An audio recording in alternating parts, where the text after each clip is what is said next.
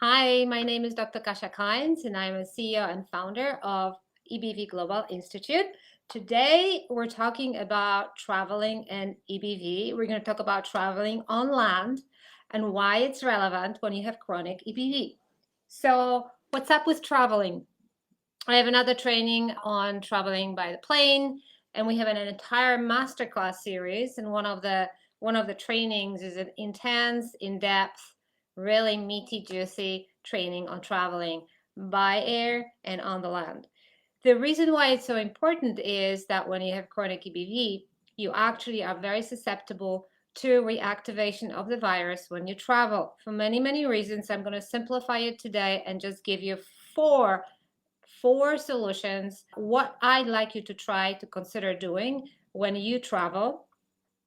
I've traveled a lot over the years. I have a lot of great tools, and our students can travel even across the world between continents in COVID with quarantine and the customs waiting line, and they don't reactivate. So, what do we do? Let's talk about traveling on the land. The first thing we're going to talk about is food. Food matters. Food really matters because if you look at studies, it's very plain and clear that if your nutritional status drops, so if you eat more junk food because you're on the road, your virus becomes more virulent. So it makes difference to have good choices for the food. Number one, if you're traveling by train, by car, by bus, you can make a stew.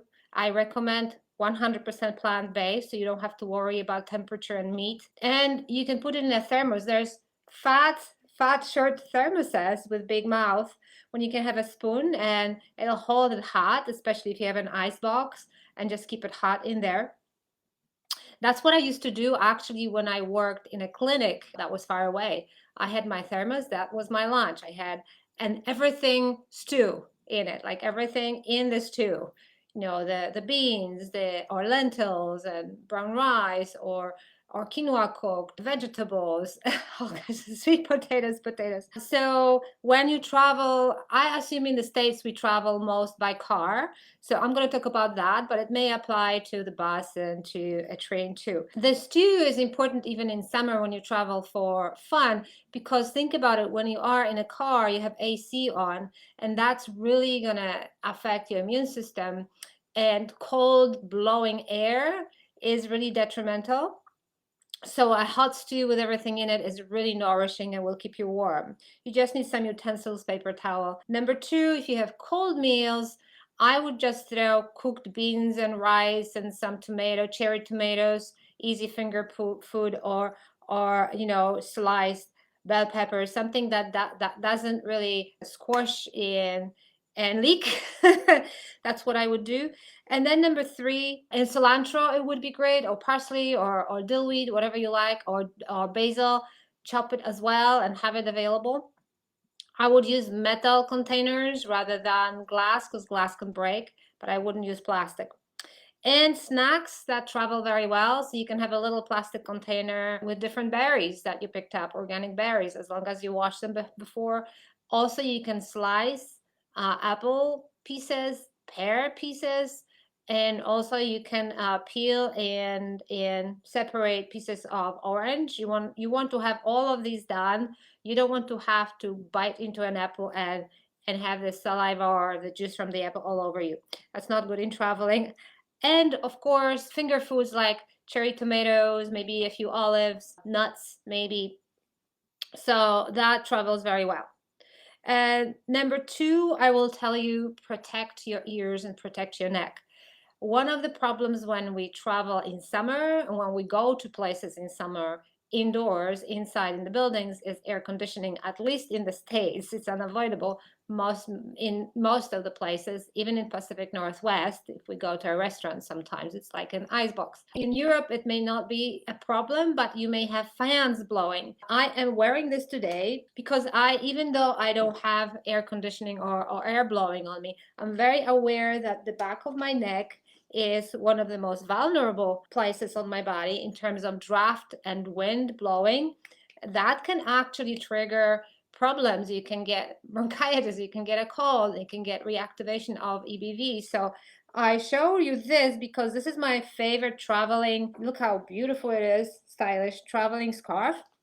And when I used to travel for trainings, to medical conferences on the plane, or whenever we drive in the car in summer with my husband, he likes it cold.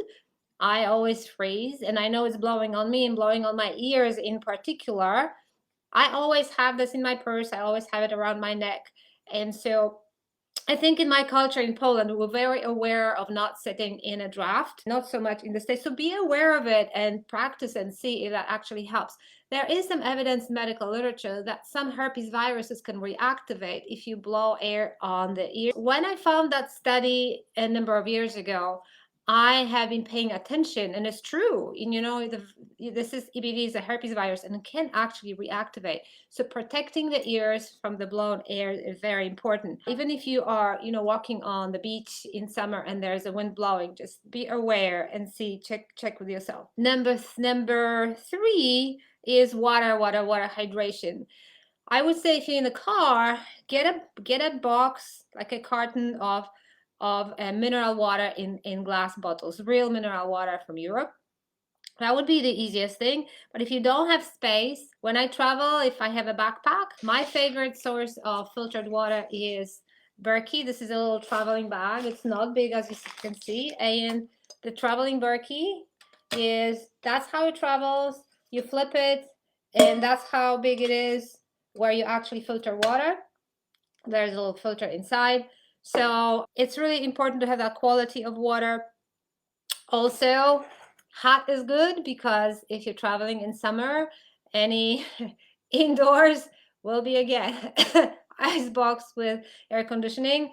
This is my super duper best of the best Stanley thermos for tea, and that holds it forever hot, so you can make your favorite tea and have it in the car if you have space.